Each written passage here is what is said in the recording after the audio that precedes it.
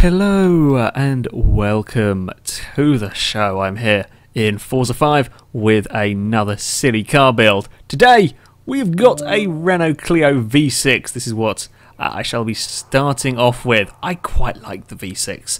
It's kind of my sort of crazy, really. They take a Renault Clio, which, let's face it, is not the most interesting of cars, and trust me, I know, I used to have one, and they put a big engine in the middle, made it rear-wheel drive, and said, there you go, have fun. I like the craziness, the lunacy of this car, I really do. Maybe not the best car in the world. I didn't really like the handling characteristics too much on Forza 5. I did like it very much on 4, very good car on 4. On 5, it wasn't my favourite of vehicles, this one. But I just like the ideas behind it, just the bonkers ideas that go into cars like this. It's very much a homage to the old Renault 5 rally cars, this one. But we're not going to be keeping the V6 in it. Oh no, I have a much better idea. In true FailRace fashion, we're going to make this into a Renault Clio V8. Yes, I can do that somewhere. There is an engine swap. We can put a 562 horsepower V8 in it.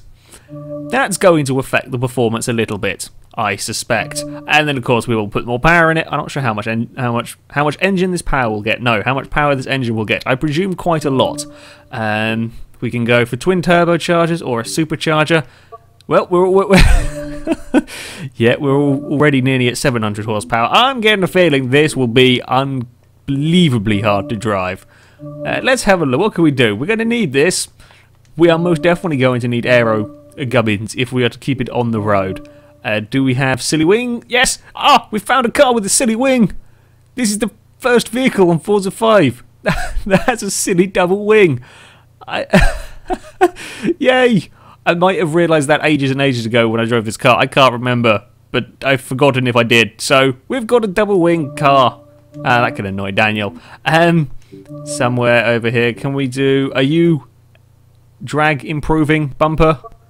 No, you're weight improving bumper, so I don't want you. Do we have drag improving side skirts? Yes, add weight improve. Oh, I'm not going to bother. We haven't got the aero improving tyre, sadly. I need to stick that on the back of all cars to make them drive better. Right. I won't bother with them. They didn't make any bloody difference appearance-wise, so they can stay like that. Right, tyre compound. Race tyres, of course. We're going to try and keep this thing under control. I'm not sure this is going to be very drivable. The problem with the Clio V6 is they can be a little bit twitchy. I think the one on here was quite understeery, and then it gets twitchy. The one on Forza 4 can just get twitchy on you. Yeah. When you have a lot of power in a very small car such as this, that's the price you pay. I think the real Clio V6 is very understeery indeed, and that's probably them trying to stop it being very twitchy. It wouldn't surprise me anyway. So yeah, there are certainly downsides to trying to put this much power in a little car. I'm expecting this to be one of the harder cars to drive. I'm hoping I will be surprised. I would like to see the crazy Clio do well. I have a sneaking suspicion it probably won't, but we'll find out soon enough. Sticking on some race brake. Efficiency of these racing brakes, I'm not sure on. Like 2%. That's not really as much as I'd like, considering what does this car start off with normally, power-wise? 200, 300? We're already at we're getting towards 700. I would like a lot more than 2%. Efficiency going on. Can't really make the Clio V6 much lower than it already is, but we'll get them on for the sporty handling. Might as well stick these in here just to be on the safe side. I'm going to need every blooming handling parts that I can get my hands on. Stick in a roll cage as well for when I inevitably crash, and hopefully I haven't ended up upside down with any of these cars yet. I have spun a few, haven't gone sideways on the grass and rolled anything yet. Weight down to £2,700. It's not the lightest car. Well, certainly not the lightest car we've had here. I thought it might be a little bit lighter than that with all the weight reduction on, but apparently not. And then we go to the power front. Go through all of these. I don't think I've used this V8 for very much. Is this the 4.5? Is this the one that goes in the Mercs and some of the other cars? I can't remember. I think Daniel may have had a Mercedes Cosworth thing. with this engine in it. That's not looking very promising on the power department when you're adding 6. This should be a good 45. Okay, we're going to be getting over the 700 mark. Oh, we haven't gone to the turbos yet. Turbo should add lots of power. I need all of the power now, okay? Fingers crossed. 860. This is quite a lot. That's quite a lot of power to put in a little diddy car. And then that... Ooh, that jumps it up to 914. Not quite the 1,000 horsepower mark. That's a lot of power, though, in this. In a car with this tinier wheelbase. Oh, this could be fun. Or not. Could end very badly. I could see this car spinning a few times. So, as per usual, with the city car build, now I have got a 900 horsepower Clio. I take it to the Road America West... Yes, I can speak. Road America West alternate route. There we go. I do know what I'm saying, honestly. Where we try and beat a time set by a standard Koenigsegg Agera. The Koenigsegg set a time of 1:26.4. I'm going to try and beat it. I'm going to see if the Clio can go faster. Now, to save time with everything, all of the cars are kept stock because, yeah, sure, I could spend 20-30 minutes getting the cars to handle better, but, you know, I could do that with all of the cars. I do 4 laps with each vehicle. Again, if I did 20, I'd go quicker by the end of it, but it's to keep everything completely fair and even. So here we are on the start line with me. I do quite like the roll cage in it. Roll cage looks quite cool. The wing is stupid. Right. Here we go. I'm expecting an awful lot of wheel spin off the line. Yep. There is quite a lot of wheel spin. Oh!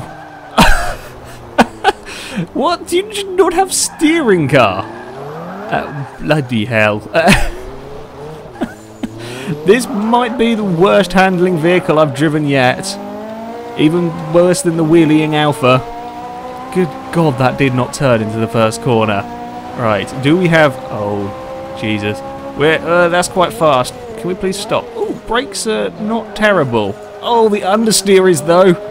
Holy crap. You would be forgiven for thinking this was front-wheel drive.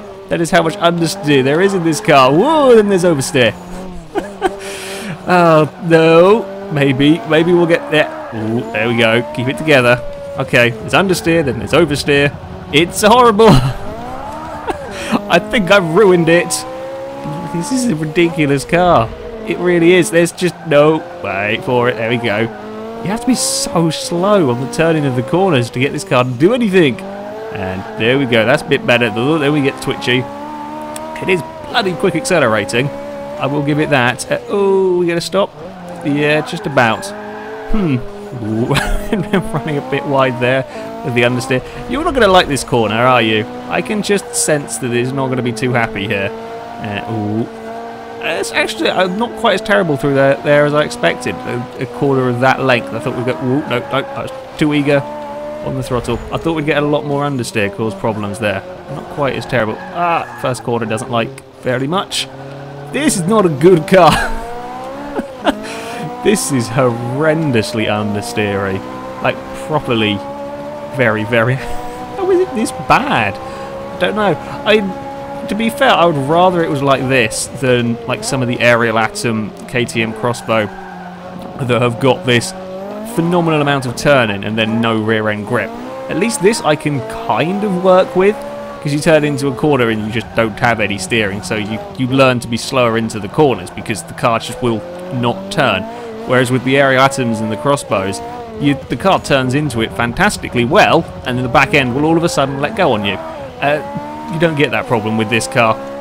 You might get it if you're too eager on the power. Like that.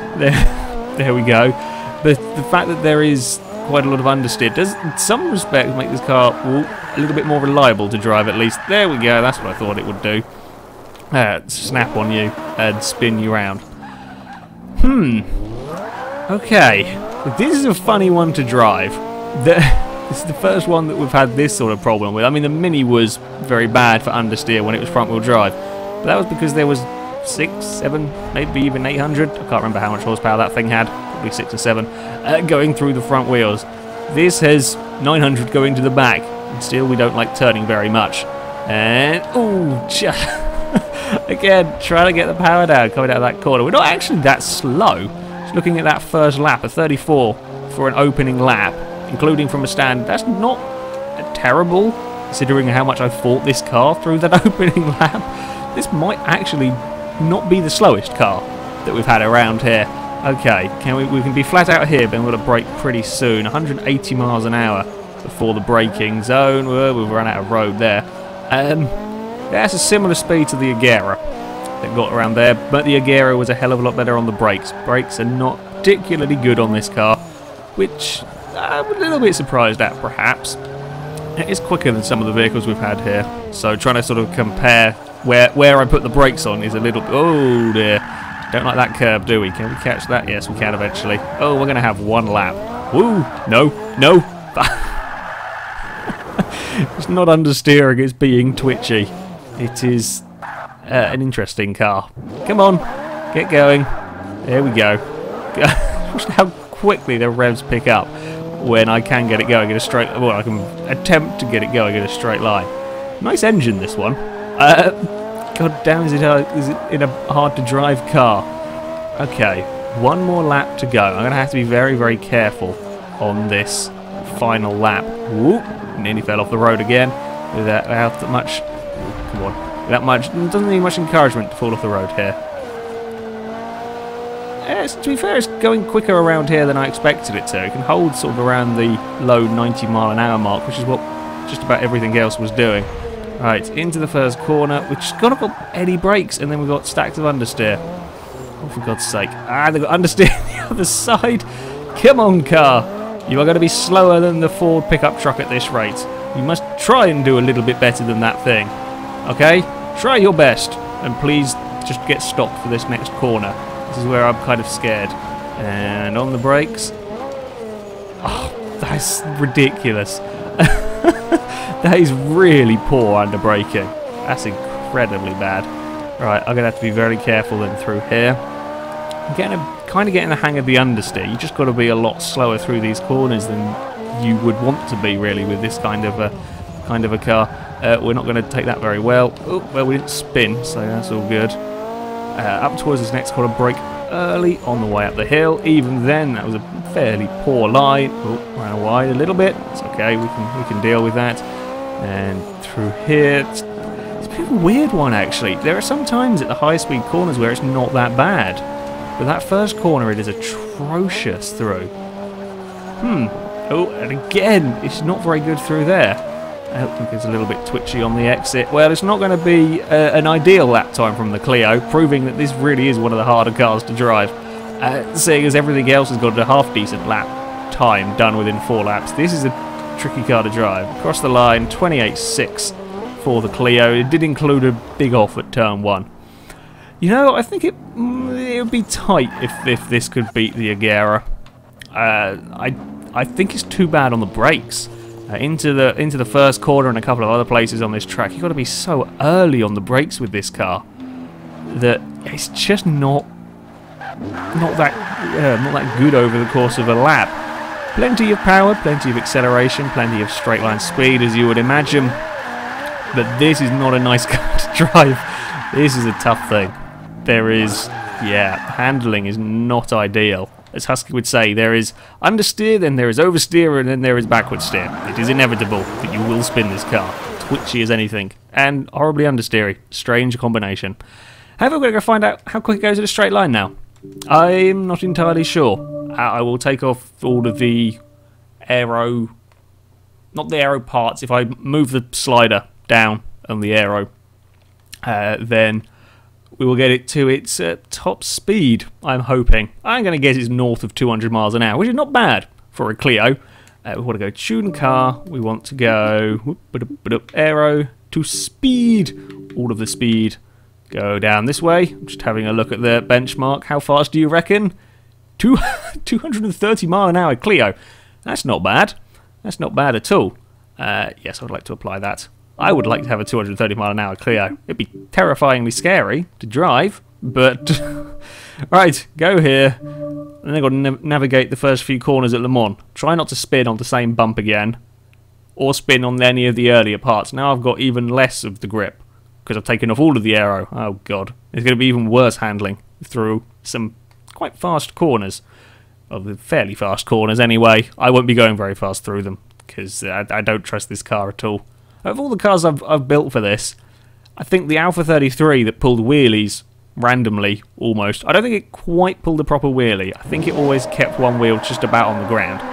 Even that is in some respects easier to drive than this car. This is just so unpredictable trying to drive this. It's a bit weird. I say unpredictable. I know it's going to have understeer, which in some respects is okay, but then it has really, really bad understeer, which is not okay, and then it has oversteer, which is also not okay. So it has none of the helpful characteristics. I'm just better at dealing with cars with understeer because that's how I'm used to driving, so I think I have a slight advantage on this one. It's a turn! Thank you! Oh, no, there we go. No, sort yourself out, Carl, because we're going for a straight line speed bit. Okay, let's be careful here, because this won't need any invitation to spin. Careful. Oh, God. The amount the camera moved around there is not good. Okay, Clio, let's see how fast you can get. Well, you're already going almost 200 miles an hour. That's quite impressive. You got to 200. Yeah, that didn't take long. And then, yeah, we're not the most aerodynamical of shapes, really. Gets to 200 blooming quickly. 220 as we go past the first chicane. Yeah, that's oh dear. Oh god. The front of the car's lifting up as they go over the bumps. That's not much fun. 225, 230 is certainly plausible. Can we do it though before we run out of straights? 228. No, doesn't look like it. We're going to have to try and take a corner here.